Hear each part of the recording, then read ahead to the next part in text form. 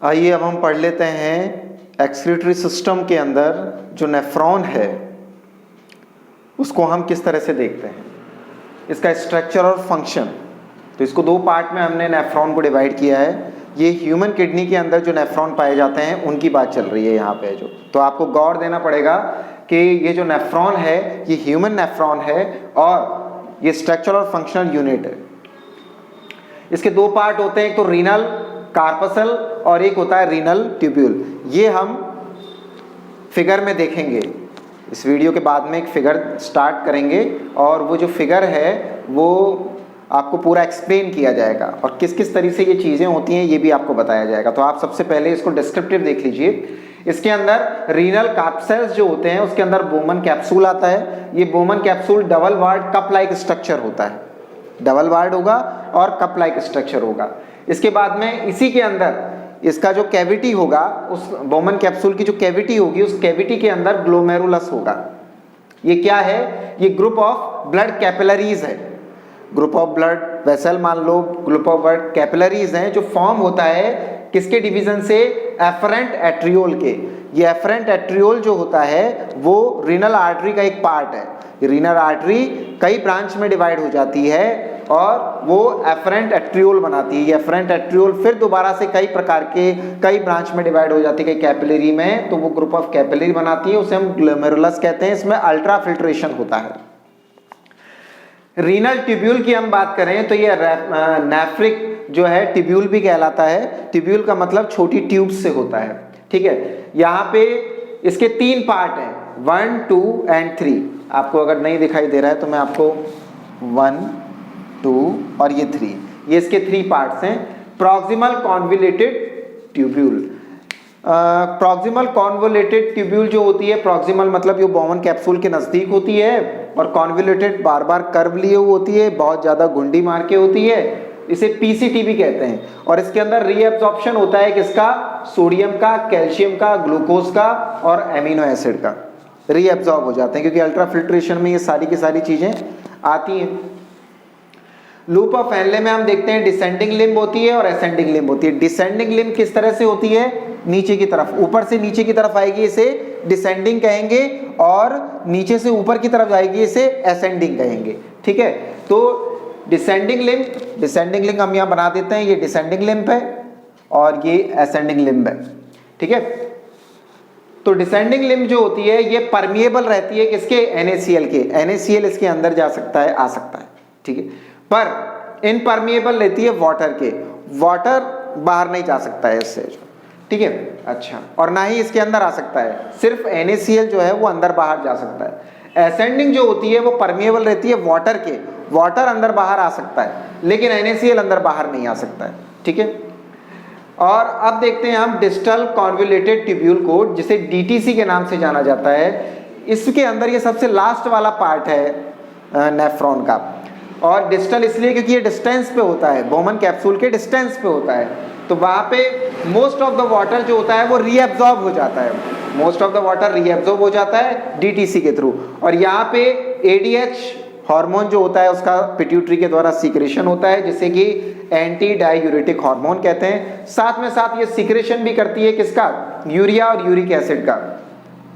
तो ये जो यूरिया और यूरिक एसिड हैं ये अब वाटर के अंदर कंप्लीटली क्या है? डिसॉल्व हो जाते हैं, उसके अंदर आ जाते हैं, और उसके बाद में फिर कलेक्टिंग डक्ट में कलेक्टिंग वेसल्स होती हैं, कलेक्टिंग वेसल्स के थ्रू कलेक्टिंग डक्ट में चला जाता है। और कलेक्टिंग डक्ट जो है वो पेल्विस के अंदर ये पूरा का पूरा जो यूरिन है, मतलब DTC के अंदर यूरिन बन चुका है, कंप्लीट यूरिन हो चुका है।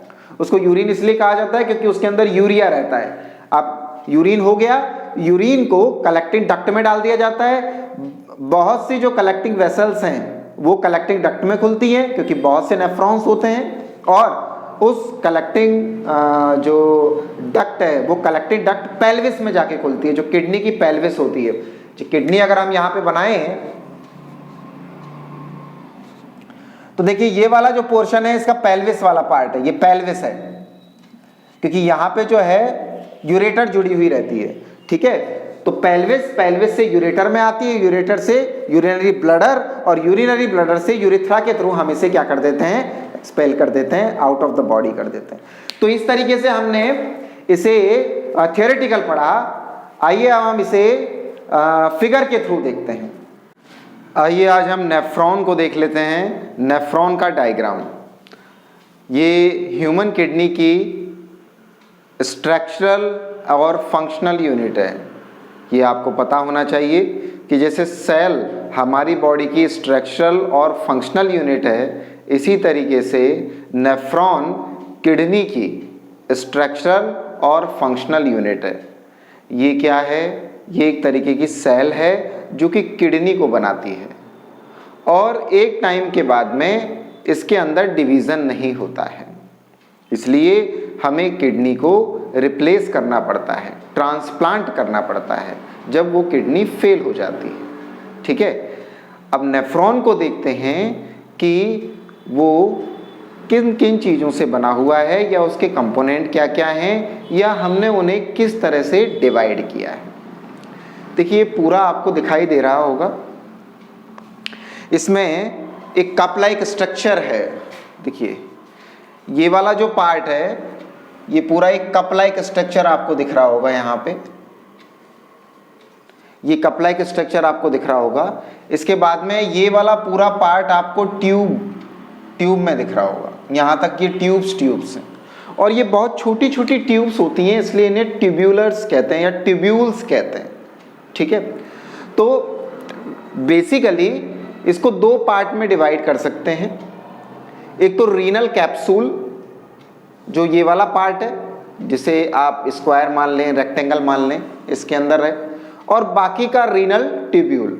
रीनल किडनी को भी कहा जाता है, किडनी का एक नाम जो है वो रीनल है। ठीक है, आइए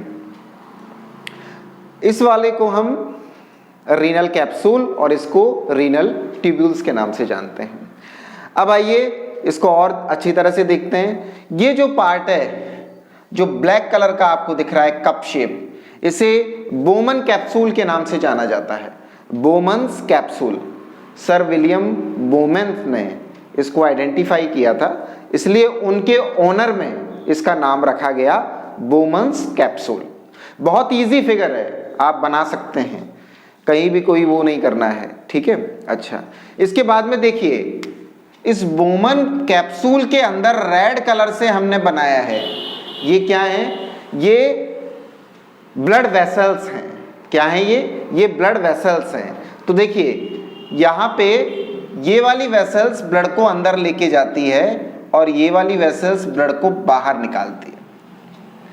ये थोड़ी, इसका जो डायामीटर होता है थोड़ा बड़ा होता है, इसको हम एफरेंट एट्रियोल कहते हैं।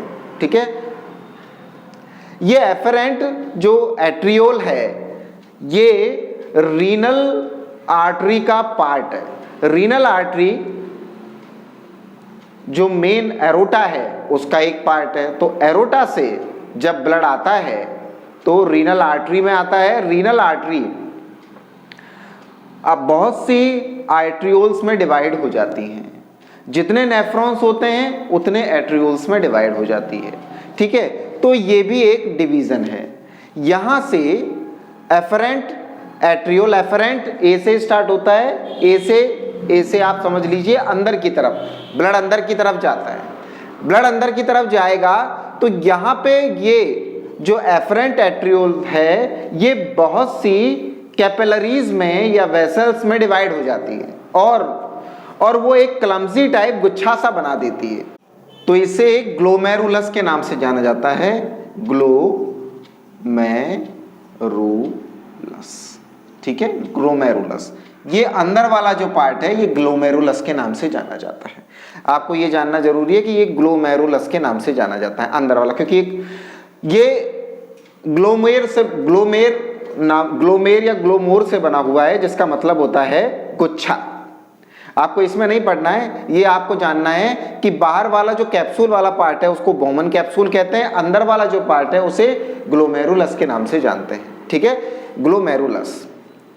इस ग्लोमेरुलस में क्या रहता है कि जब ब्लड अंदर की तरफ जाता है तो अंदर की तरफ जाने के बाद में 120 mmHg के सिस्टोलिक प्रेशर से वो अंदर जाता है और अंदर जाने के बाद में फिर क्या है, वो अगर राउंड्स में जाएगा, क्योंकि बहुत सा गुच्छा बन जाता है, क्लमजी टाइप हो जाता है, बहुत सी वेसल्स, बहुत सी कैपिलरीज होती हैं, तो बार बार जब वो राउंड करता है तो उससे क्या होता है, उससे वो जो ब्लड वेसल्स की जो वॉल होती हैं वो पोरस होती हैं, तो उसकी वॉल से जितनी भी चीज़ें बाहर की तरफ निकलनी होती हैं वो सीक्रेट हो जाती हैं। जैसे मैं आपको एक चीज़ समझाने की कोशिश करूं, आइए यहाँ पे देखिए कि जैसे मान लो ये एक नली है, इस नली में हम बहुत सा पानी डाल रहे हैं, है ना। इस नली को हमने इस तरीके से रख दिया, ठीक है, तो पानी भी इस तरीके से आएगा, अंदर की तरफ पानी आ रहा है ना। बहुत ज़्यादा प्रेशर से अगर हम पानी डालेंगे तो पानी यहाँ से लीक हो जाएगा, लीक होने के बाद में उसमें छोटे छोटे छेद हो जाएंगे तो पानी निकलना चालू हो जाएगा। लेकिन अगर ये जो इसकी वॉल है अगर पोरस होगी तो पानी वैसे ही लीक होना स्टार्ट हो जाएगा। ऐसे ही यहाँ पे ये जो एट्रियोल है, तो ये एट्रियोल से जब क्या कहते हैं उसे ब्लड जाता है, तो ब्लड बहुत प्रेशर से जाता है, तो अंदर जो एक क्लमजी टाइप गुच्छा सा बनता है, उस गुच्छे में जो नलियां होती हैं, ट्यूब्यूल्स होती हैं, उनकी वाल पोरस होती है, तो वहां से उस पोर से जितने पार्टिकल निकल सकते हैं उतने पार्टिकल निकल जाते हैं। उसको क्या कहते हैं, इसको ये एक तरह से फिल्ट्रेशन हुआ। जैसे छन्नी है, छन्नी के अंदर हम किसी चीज को डालते हैं तो उसमें पोर होते हैं, उस पोर से जितनी चीजें आनी होती हैं आ जाती हैं। इसी तरीके से यहाँ भी एक छन्नी टाइप है, आप ये समझिए, इसकी जो ये क्लमजी टाइप बना है, गुच्छा बना है, वहाँ छन्नी सी है, और वहाँ जो ब्लड गया तो ब्लड के आरबीसी नहीं निकल पाती है और प्रोटीन नहीं निकल पाता है। इसके अलावा जितनी भी चीज़ें होती हैं सारी की सारी बाहर निकल जाती हैं, और बाकी का जो ब्लड है जो फिल्टर नहीं हो पाया है वो इस एफरेंट एट्रियोल के थ्रू बाहर निकल जाता है। एफरेंट एट्रियोल के थ्रू वो बाहर निकल जाता है। एफरेंट एट्रियोल के थ्रू अंदर आता है, फिल्ट्रेट होता है, फिल्टर हुआ, फिल्टर होने के बाद में वो दूसरी तरफ चला गया, और बाकी जो बचा वो एफरेंट के थ्रू बाहर निकल जाता है। ठीक है, यहां तक आपको समझ में आ गया होगा। अब यहां जो कुछ आया वो क्या आया, फिल्टर आया। इसे हम अल्ट्रा फिल्ट्रेशन कहते हैं। अल्ट्रा फिल्ट्रेशन, ये जो चीज होती है ये अल्ट्रा फिल्ट्रेशन कहलाती है, फिल्ट्रेशन। ठीक है, ये अल्ट्रा फिल्ट्रेशन कहलाती है। यहां से ये वाला जो अल्ट्रा फिल्ट्रेट है, ये फिल्ट्रेट में क्या होगा, इस फिल्ट्रेट में देखिए, इस फिल्ट्रेट में ग्लूकोज, वाटर, NaCl और भी मिनरल्स, लेकिन ये बहुत ज्यादा मात्रा में होंगे। इसके अंदर पोटेशियम भी होगा, कैल्शियम भी होगा, है ना, जितने भी मिनरल्स हम ले रहे हैं वो भी होगा, क्रिएटिनिन होगा, ये सारी चीजें होंगी।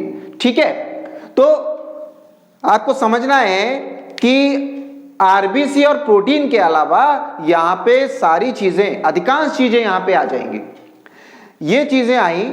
अब ये वाला जो पार्ट है, ट्यूबुलर पार्ट, ट्यूब वाला पार्ट, ये वाला ट्यूब पार्ट, इसको कहते हैं proximal convoluted tubule. Proximal convoluted tubule, proximal का मतलब होता है नियर। किसके नियर है ये बोमन कैप्सूल के बिल्कुल नजदीक है, तो बोमन कैप्सूल के बिल्कुल पास होने के कारण इसको प्रॉक्सिमल कहा गया। और कॉन्वोल्यूटेड मतलब क्या होता है, राउंडेड, बहुत ज्यादा। देखिए यहां से राउंड है, यहां से राउंड है, और ये फिगर हमने स्केच बनाया है, अगर हम इसे देखें तो बहुत ज्यादा राउंडेड होता है। राउंड होने का मतलब, राउंड क्यों होता है ये, क्योंकि यहां पे इसे एब्जॉर्प्शन करना होता है। आइए पहले हम इसे देख लेते हैं कि और फिर बाद में हम देखेंगे कि एब्जॉर्प्शन कैसे होता है। तो यहां ये, इसको हम प्रॉक्सिमल कॉन्वोल्यूटेड ट्यूब के नाम से जानते हैं। ठीक है, ये प्रॉक्सिमल कॉन्वोल्यूटेड ट्यूब। और इसके बाद में ये आपको यू टाइप, ये जो दिख रहा है, इसको हम कहते हैं लूप ऑफ हेनले। ये हेनले का लूप है। इसमें आप देखेंगे कि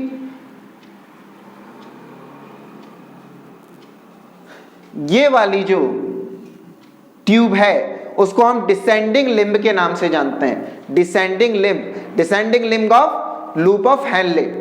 ठीक है, ये डिसेंडिंग लिम्ब है, और ये ऊपर की तरफ जो जा रही है, देखिए नीचे की तरफ आ रही है थोड़ी पतली है, ठीक है, और जो ऊपर की तरफ जा रही है थोड़ी मोटी होती जा रही है, तो इसे हम एसेंडिंग लिम्ब के नाम से जानते हैं। तो हेनले का लूप या loop of Henle you type का होता है। इंग्लिश के यू, इंग्लिश का जो यू लिखते हैं अपन इस तरह से लिखते हैं, उसके टाइप का होता है, और इसमें डिसेंडिंग और एसेंडिंग दो लिम्ब होती हैं, दो ट्यूब होती हैं, आप ये समझिए, ठीक है। तो ये हेनले का लूप हो गया। और ऊपर की तरफ अगर जब हम यहां से देखते हैं इसे, ये पूरा पार्ट जो है, इस वाले पार्ट को हम कहते हैं distal convoluted tubule. Distal convoluted tubule का मतलब क्या होता है कि ये दूर है, किससे दूर है? बोमन कैप्सूल से दूर है। तो जो बोमन कैप्सूल से दूर है उसे हम क्या कहेंगे? डिस्टल कॉन्वोल्यूटेड ट्यूब्यूल, ठीक है। अच्छा, ये डिस्टल कॉन्वोल्यूटेड ट्यूब्यूल जो होती है वो कलेक्टिंग डक्ट के अंदर खुलती है। किसके अंदर खुलती है? ये कलेक्टिंग डक्ट के अंदर खुल जाती है, और यहां से हमारा जो यूरिन है वो आ जाता है। अब आप देखिए इसको, बोमन कैप्सूल के अंदर जो ग्लोमेरुलस होता है वहां से अल्ट्राफिल्ट्रेशन हुआ। इस अल्ट्राफिल्ट्रेशन से ग्लूकोज, वाटर और NaCl मोटे मोटे तौर पर यहां से फिल्ट्रेट होके प्रॉक्सिमल कॉन्वोल्यूटेड ट्यूब में आया। ये प्रॉक्सिमल कॉन्वोल्यूटेड ट्यूब, अब यहां से हम इसे देखते हैं कि ये जो प्रॉक्सिमल कॉन्वोल्यूटेड ट्यूब है इसका काम क्या है। ये अल्ट्राफिल्ट्रेशन हो गया आपका, यहां से ये अल्ट्राफिल्ट्रेशन हो गया, और ये हमने सारा देख लिया, ये अल्ट्राफिल्ट्रेशन हो गया। यहां से आप इसे देखिए कि ये जो इफरेंट है, इफरेंट वाली, ये यहां पे बहुत सी कैपिलरीज में डिवाइड हो जाएगी।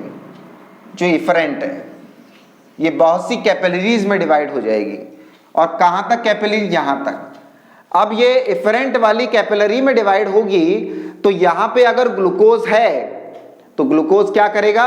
यहां पे ग्लूकोज की कंसंट्रेशन हाई है तो ऑस्मोसिस होगा, ऑस्मो रेगुलेशन होगा, ऑस्मोसिस होगा, और ग्लूकोज यहां से वापस किस में चला जाएगा? ये जो कैपिलरी एफरेंट एट्रियोल की जो कैपिलरीज हुई हैं उनके अंदर ये चला जाएगा। ये बात समझ में आई आपको? ये जो है ना, इस तरीके से वाटर भी, क्योंकि वाटर भी कंसंट्रेशन यहाँ पे कम है, क्योंकि प्लाज्मा जो है वो पूरा का पूरा क्या हुआ? फिल्टर होके आ गया यहाँ पे जो।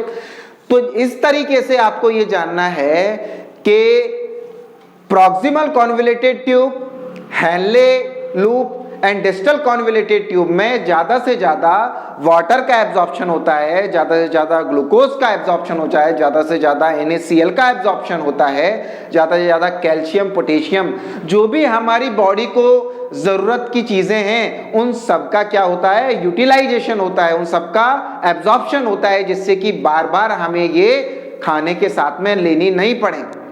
इसलिए किडनी दो काम करती है। आप यहां देखिए, किडनी के दो काम यहां पे हमने देखे हैं। क्या? एक तो फिल्ट्रेट किया इसने, एक एब्जॉर्प्शन किया। एक तीसरा काम इसका है सिक्रेशन का।